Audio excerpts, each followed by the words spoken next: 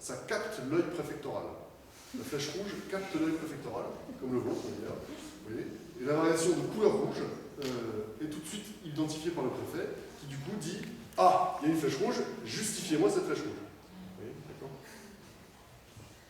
Voilà, donc ça c'est très important. L'idée c'est que la comparaison, elle peut être croissante ou décroissante. Le problème c'est qu'il faut un pas de plus pour pouvoir la qualifier, qualifier sa valeur, et cette valeur peut être qualifiée par la couleur.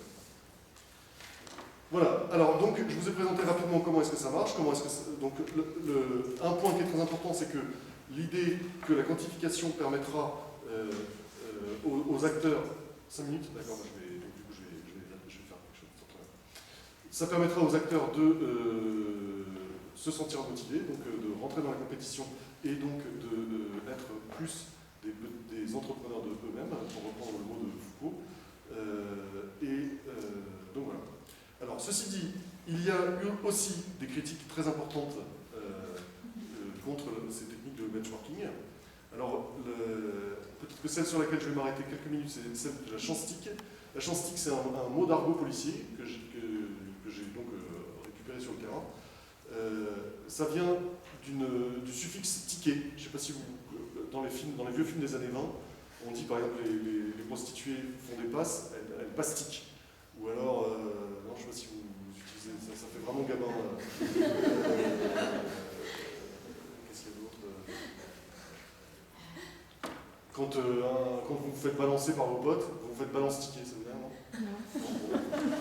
Change-tiquer, ça veut dire change-sticker. Et donc, changer l'intérieur des chiffres, mais en argent, d'accord? Et donc, l'idée, c'est que quand on veut faire baisser le crime, il y a une solution, c'est d'arrêter les brigands avant qu'ils aient le temps de faire le crime.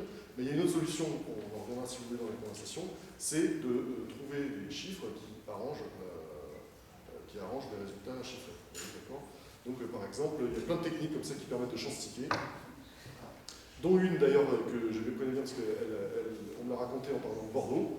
Si jamais vous avez je vous le fais en une minute, excusez-moi, vous faites voler votre ordinateur à une conférence à Bordeaux, ce qui m'est arrivé. Vous allez voir les flics et vous déposez plainte parce qu'on vous a volé votre ordinateur pendant la conférence. C'était vraiment salaud parce que j'étais... Bon, bref. Donc, voilà. Dans ces cas-là, la plainte est envoyée au lieu du domicile du plaignant parce qu'il faut avoir le temps de poser des questions, etc. Or, si jamais les policiers de Paris réussissent à identifier un suspect, alors je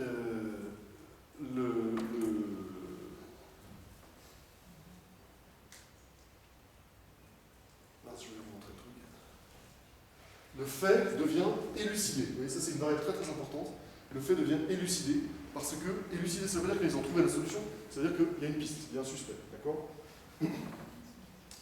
Or, il est très important d'avoir des faits élucidés en grand nombre, d'accord? Mais ce que peut faire le commissariat parisien, c'est de ne pas dire à Bordeaux qu'ils ont élucidé le fait. Donc, ils laissent à Bordeaux le fait nu et ils gardent l'élucidation. Vous comprenez ou pas? Donc, leur taux d'élucidation explose parce qu'il est plus grand que le nombre de faits constatés. D'accord? Et c'est l'autre commissariat qui a des faits constatés de plus en plus et qui n'a pas l'élucidation. Vous comprenez? Donc, c'est des techniques de triche de policiers qui sont très nombreuses. Il y a plein de façons de faire ça. Or, quand on regarde aux États-Unis comme en France, ces techniques de management par la comparaison, dans les deux cas, provoquent de la triche. Dans les deux cas, provoquent de la triche de façon très intéressante, très importante, très remarquable. Voilà. Donc, il y a beaucoup de critiques du benchmarking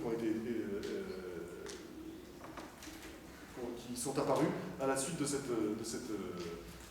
la mise en place de ces techniques et qui ont d'ailleurs eu des effets sur le mode de management par la police. Voilà. Donc, pour conclure, je voudrais vous dire quelque chose. Donc la comparaison quantitative force à expliciter particulièrement les cadres de la comparaison. Elle est jugée, cette comparaison quantitative, par ceux qui gouvernent comme la plus performante des comparaisons. Ce que je veux dire, c'est ça.